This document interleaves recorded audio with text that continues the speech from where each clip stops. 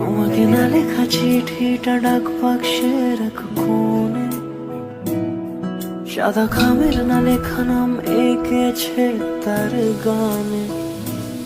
তোমাকে না লেখা চিঠিটা ডাক বাক্সের এক কোণে। Good morning everyone. বাপের বাড়িতে আজকে প্রথম দিন। সকালবেলা ঘুম থেকে উঠে চা খেলাম। বাবাই গেছে পড়তে, ওর বাবা নিয়ে গেছিলো। কালকে তো রাত্রেবেলা তোমাদের দাদাভাই ছিল বাড়িতে, এই বাড়িতে। তো বাবাইকে সকালবেলা নিয়ে পড়তে নিয়ে গেছে ওই বাড়িতে।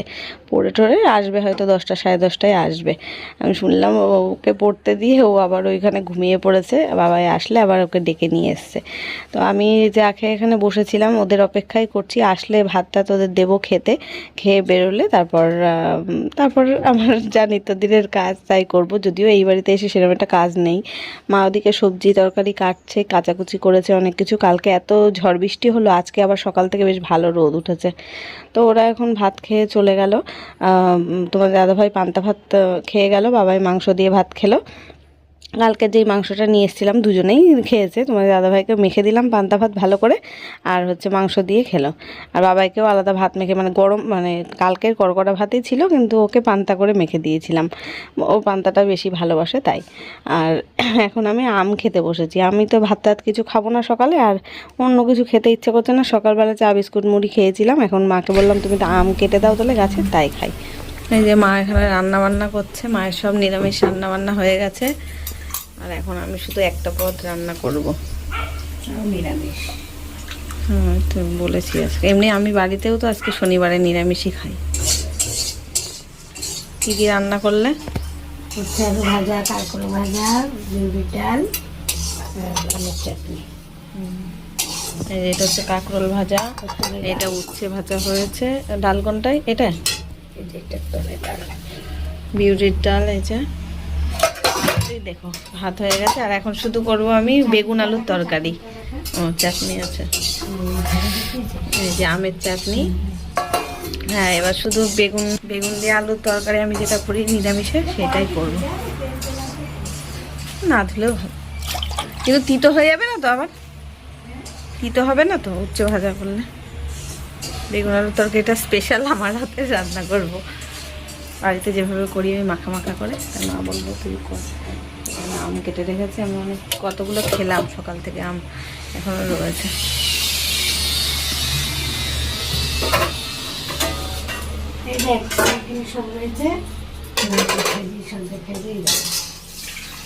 ওই তো শুধু মশলাগুলো আর বেগুন আলু কোথায়?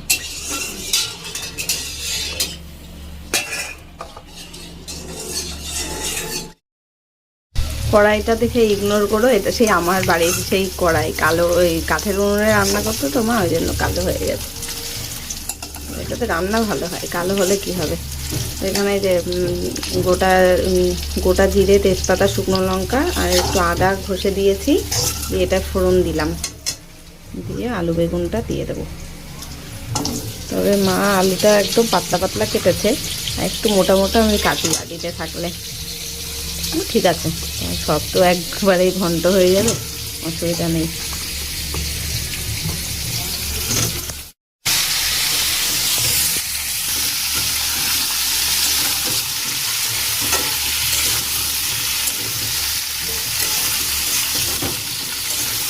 এটা ভাজবো লবণ হলুদ দিয়ে সুন্দর করে আগে একটু ভাজবো। ভাজা হয়ে গেলে গুঁড়ো মশলা দেবো। ওই কিছু বাটা বুটো দিলাম না, আদা তো ঘষে দিয়ে দিয়েছি। আর জিরের গুঁড়ো, লঙ্কার গুঁড়ো, লবণ হলুদ দিয়ে কষাবো, কষিয়ে নামাবো।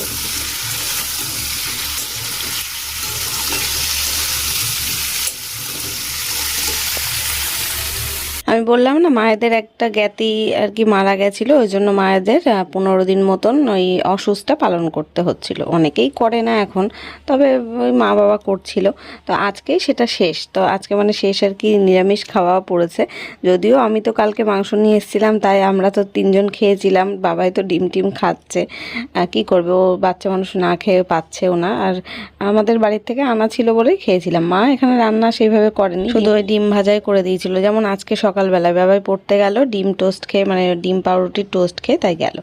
তো যাই হোক, এখানে আমি এই যে নিরামিষই আজকে সমস্ত কিছু রান্না করেছি ঠিকই, তবে আবার দুপুরবেলা খাওয়া হয়েছিল। যে সকালবেলা তো ওরা মাংস খেলো, কালকের ছিল খানিকটা, দুপুরবেলা আবার কাকিমা তরকারি দিয়েছিল, মাছ টাছ দিয়েছিল, সেগুলো খাওয়া হয়েছে।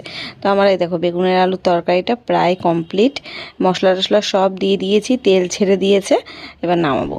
রান্না কমপ্লিট করে আমি গিয়ে স্নান করে নিয়েছিলাম, আর বাবাই বোধহয় এখন স্নান করতে গেল।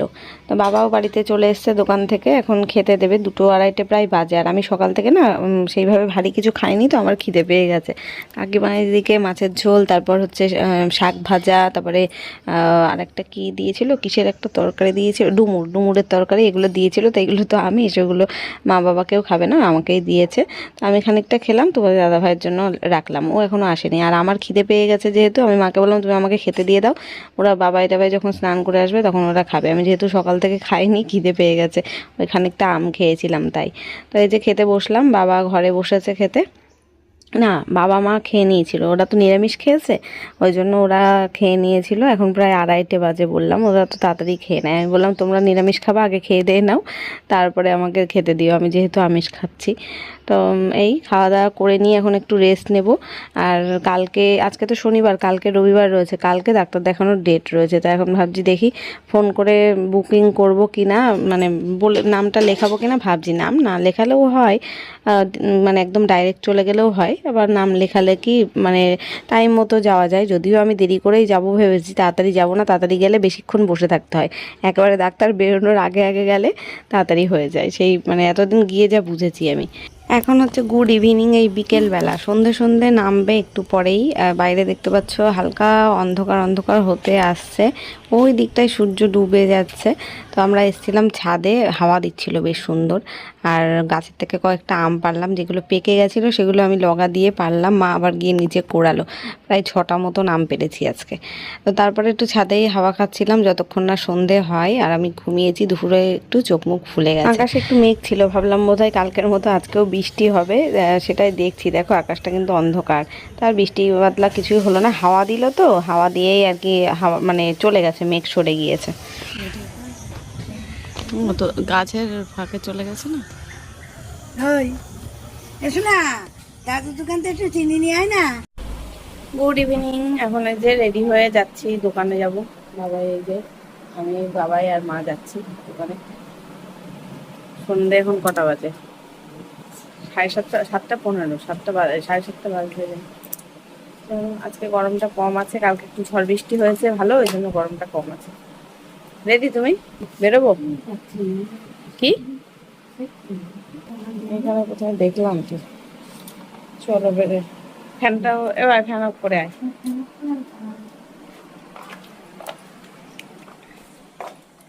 বসবো কেন, হয়ে গেছে তাহলে আমি রাস্তায় দাঁড়াচ্ছি।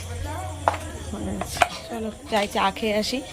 দুপুরবেলা বিকেলবেলা মা পরোটা করলো, পরোটা দিয়ে আম দিয়ে খেয়েছিলাম, সেটা শ্যুট করা হয়নি। বাবাই বললো পরোটা ভালোবাসা তো, ওই জন্য বলেছিল বানাতেও দিদাকে, তাই বানিয়েছিল। একবার ভাবছিলাম যাব না, বাড়িতেই চা বানাবে মা, তাই খাবো। তা আবার ভাবলাম থাক, বাড়ি বসে কি করব, যাই ঘুরেই আসি। আয় আয়, তুই আয় তাড়াতাড়ি। হ্যাঁ আসছে তো, নিয়ে আসবি।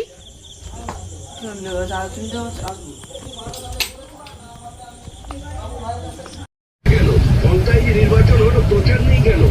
কোথায় ডিজে, কোথায় রবীন্দ্রসঙ্গীত? এসব চলবে না, শান্ত থাকুন, ভদ্রভাবে প্রত্যেক নাগরিক আচরণ করুন, হিংসা বর্জন করুন। একটাই নিয়েছে। এই হিংসামুক্ত করবার জন্য মানুষ রায় নিয়েছে, মানুষের আবেগকে, মানুষের ইচ্ছাকে মর্যাদা দিয়ে সবাই এ ধরনের কাজকর্ম থেকে বিরত থাকুন। তো ফ্রেন্ডস, এই যে বাড়িতে চলে এসেছি চা খেয়ে। বাবা এখন বলছে একটু ম্যাগি খাবে, তাই ওর জন্য ম্যাগি বানিয়েছি, আমি টেস্ট করে দেখছি, একটু খেতে মানে ঝাল ঝাল খেতে ইচ্ছে হচ্ছে, জানো তো।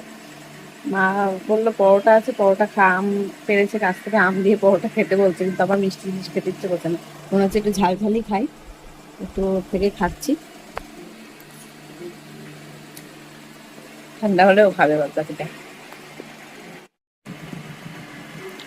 আগে বাবা ইপি নুডলসটা ভালো খেতো, এখন এই ম্যাগিটা জবের থেকে বানানো স্টার্ট করেছি, এখন এটাই নাকি ওর ভালো লাগছে। আমারও এটাই ভালো লাগে বেশি।